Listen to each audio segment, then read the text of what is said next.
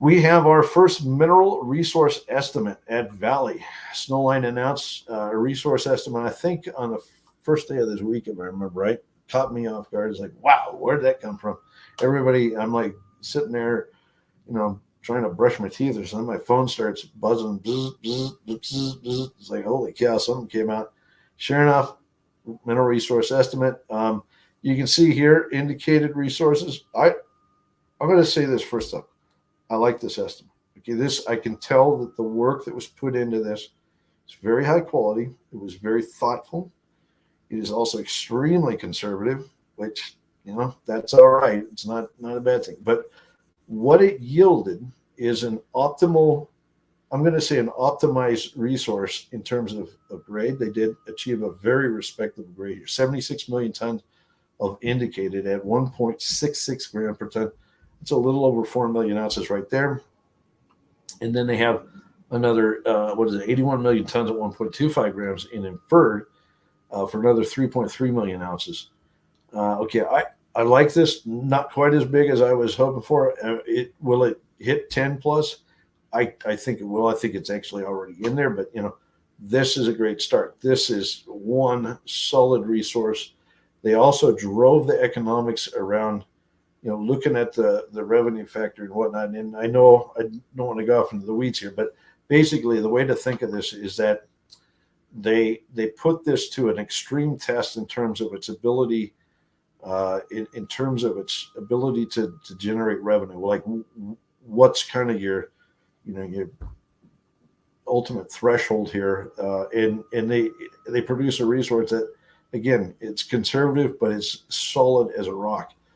How many 1.66 gram deposits have you seen come out, in the market lately? Bugger all, none. Okay, so this is high quality. Go to the next slide, especially given the metallurgy. All right, this is just a slide showing the different breakdowns using different cutoffs. It actually is interesting because you're not seeing a huge halo of lower grade here. In fact, Fort Knox would have much higher halo of kind of 0.3, 0.2, 0.3, 0.4 gram kind of stuff. And while you see the tonnage, jump a wee bit, from 75, say, to 79 to 82 and the indicated, that's not a bunch. Okay. Like, in other words, it's a pretty tight deposit. It's not got a lot of marshmallow around it. So the bowl of soup is a great bowl of soup, but it doesn't have a big cloud around it so much. Okay, go to the next slide. They also broke this down. I like this because they show the different shells as you're mining. You take things down in stages. And look, this is, at this point, this is largely, at a conceptual level because they haven't done economic study. But they show the different Whittle shells, and they show what the grades are in these things. And you can see, like that first shell between surface and shell one. Okay, we're looking at mining something like 39 million tons, indicated and inferred. Bugger all waste material. In fact, I wouldn't be surprised if the waste is actually mineralized and it's simply min waste. But whatever, I won't go there. That might be where our hidden gold is, by the way, guys. So look at the grade. Okay, 2.45, 2.16.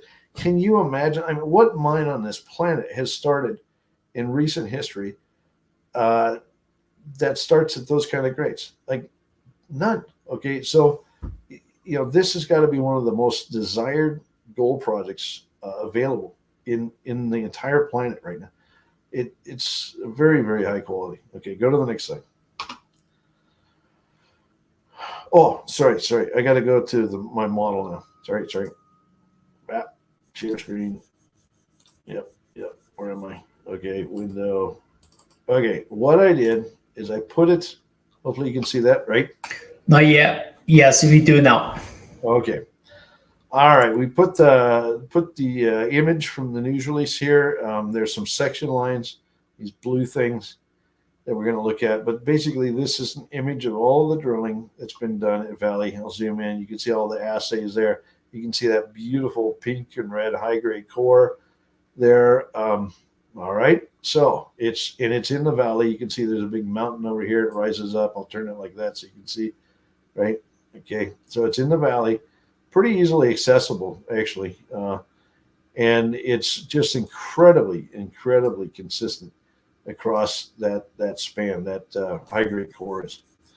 Okay, so what we did is we took the sections out of their newsleys. These are straight out of the newsleys, and we basically just hung them, like drapes. Think of these as like curtains hanging from a rod, right? And they just hang in the ground like that, so you can see the pit and how this conforms. All right, so each one of these little squares obviously is a block. That's a modeled block out of the resource.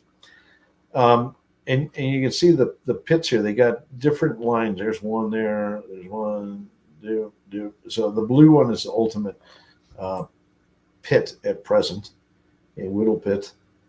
And it's just remarkable. I mean, that's all this high grade at surface or near surface is going to make a beautiful starter pit. You can see it comes down. This is that first pit I talked about right there. Wow, look at that. That is a dream for any gold mining company.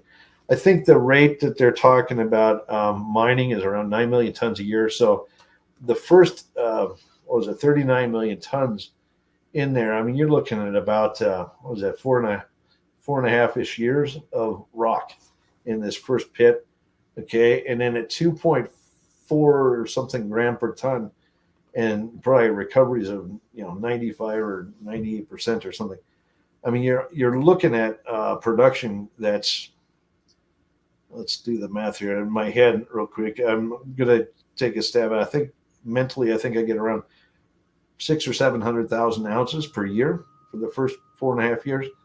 And then, still good production after that. But that's insane. And the cost on that is going to be crazy low. It's just my gut. Okay. The metallurgy is so wonderful in this thing.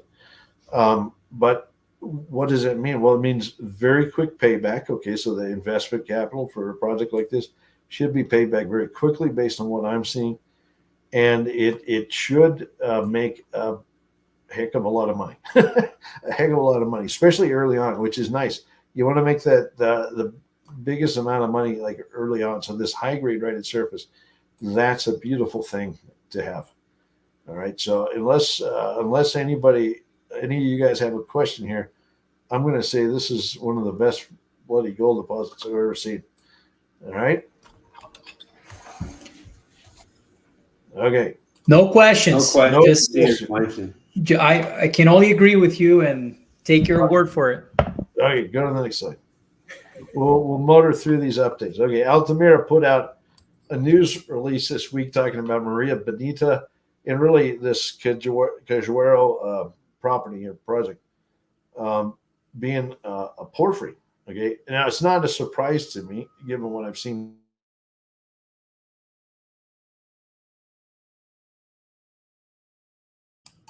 Is Quinton Hennigh gone? Yep. All right, Quinton, I'm going to give you a minute to figure this out. Otherwise, we're going to have to either come back later with him or not. So, folks, stay with me for a minute. Let me give him a call. So stay here for a minute. So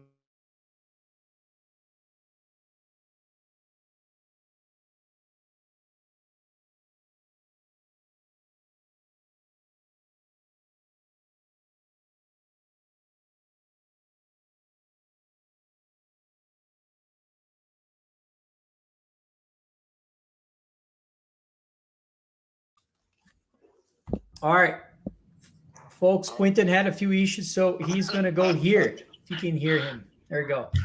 I'll tell you that the Western civilization must be coming to the end or something. Maybe they need to mine more copper because that bloody internet just went down. Hopefully you can see the slides, Tavi, correct? Okay. Yeah. Just want to confirm with Kevin first that you can hear us. Yeah? Okay. Perfect. Okay.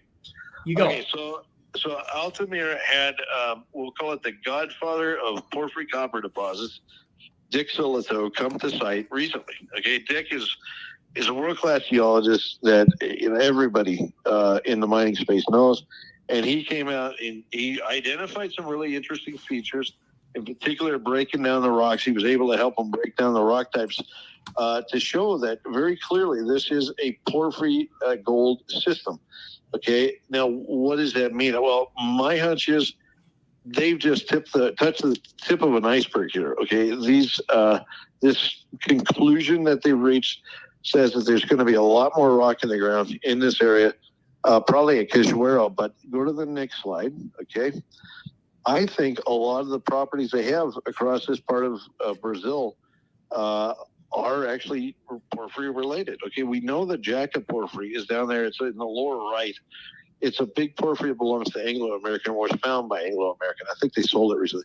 But it's a monster of a porphyry. It's a very old porphyry, so this is very old rock. It's been kind of squished and squeezed and deformed and stuff. But I think Altamira is finding itself in the middle of a mega porphyry district, predominantly porphyry gold, that is going to unfold over the next few years. And I think they are going to be owners of not just one or two, but probably multiple porphyry discoveries. Okay, even this Santa Elena project, and then going back to Apiacus, I think they're having another look or another think about that, given the conclusions that Richard Sillitoe told them. All right, so I see this as an important step for the company. It sounds a bit esoteric, but I think it's very meaningful. Okay, go to the next slide. Okay, Intrepid put out more drill results. I think this is the third usually so far of drill results from the Corral Copper project in Arizona. And it is a very high-grade copper gold system. Again, a lot of these holes are going to be, easily be 100 plus gram meter of gold equivalent. No questions there. So this is a bona fide discovery. They don't have a lot of maps to show yet, but I talked to the company earlier this week when they put the news out, and they've promised me that they will deliver. Okay, they're gonna put out the last set of drill data at some point in the next few weeks, and at that time they said they will make sure that I can tell the story properly about what they've hit, like in terms of three-dimensional model. Okay, so I'm hoping I can show a three-dimensional model, much like I've shown for Snowline and other companies I've talked about as part of that. Okay, so these are great numbers, but stay tuned so I can talk about it in a more meaningful way. But I do want to show one more picture. Go to the next slide. Look, they had some very high grades in local areas within this drilling. You can see some of this really specky core here. In many places, it's kind of bleached out photos. They're kind of bluish. But that's massive chalcopyrite, meaning massive copper, and very high grade of copper and gold. My view is this is what we call an IOCG system. Bit of debate about that. There's also talk of it being more like a CRD, and this is call it replacement style mineralization. I don't buy that, but whatever. But I do think this looks to me like I'm looking at this core, and it reminds me a heck of a lot about Bisbee, Arizona, which is not too far away. And Bisbee was a mega deposit. Geologists love to debate it. Every time you have a beer with somebody and want to talk Bisbee, you're going to get into a fist fight. But, this looks like a Bisbee. Okay, and the important takeaway is that means it could be a big ding-dang system. All right, let's go to the next slide. Okay, a couple more releases right at the end here. Western Alaska simply announced they are drilling. They are back at Illinois Creek, and they've started their drill program. Go to the next slide. And what they're going to be testing, not only, at Water Pump Creek, they drilled enough to put their resource together and announced that earlier this year. Very, very beautiful, high grade, modest tonnage, but very high grade resource. And you can see it sticks way up there at the end of the system. Well, look at all this brownish color that goes down, all the way back to Illinois Creek mine. We're talking like several kilometers, like 5 or 6 kilometers. They're going to test new targets this year. Okay, so they're going to test this LH zone. I do think if they find CRD down there, that thing, you could fit like 5 water pump creeks in LH area on its own. Okay, so that's a huge one. And then they're going to test this Warm Springs area that's closer to the Illinois Creek mine. Okay, so we know there's mineral at both ends of the system. We're going to start seeing what they find in between. All right, go to the next slide. And here they have a kind of a 3D rendition to show that the target concepts. kind of have to squint a little to see it. But basically, the Illinois Creek mine is that long linear orange feature, kind of the center left there. And you know, Water Pump Creek is over here on the right hand side, the little orange blob that you see on the right hand side. But you can see the purplish orange areas at Warm Springs, and then this LH prospect where they're going to test this summer. Okay, this is, you know, critical. If they find the missing pieces of the whole system here, this is where the big tons could be. And given the grades that we know from both ends of the system right now, it should be high grade. Okay, so stay tuned. Maybe they'll hit the big one. Let's go to the next slide. And then the last news I have this week is Fathom Nickel. Okay, they announced they've got an expanded permit at Gossager Lake. Okay, this is where they announced discovery of a pretty substantial nickel system recently, a magmatic nickel system. I didn't realize they needed an expanded permit, but apparently this is a big deal because it allows them to build a camp and get in there and do more work over a broader area. But go to the next slide. And here's the takeaway. Okay, if you read this news release, what people need to understand is they gathered data last year. It was 23, 24, this survey, this TDEM survey was done over a big area, okay? And it shows clearly some very long continuous conductors. Okay, so, you know, everybody's like, oh, geez, they've hit, you know, a few meters here and a few meters there. Well, look at the thing in context, okay? The area inside that yellow circle is what they've drilled so far. But look at all this stuff around them. Okay, how big could this be? This could be a very large nickel discovery. Okay, and they're going to be able to get out now and start doing the work on the ground. They're going to, you know, do some field work on the surface first to see if they can enhance these targets, but then they can come back and they can drill this more aggressively at a later date. Everybody, you know, is like, oh, this is looking small. No, it's not. This is looking big to me. Okay, and I think there's going to be some big plums in all of this data. These pink linears are just to die for. Beautiful conductors.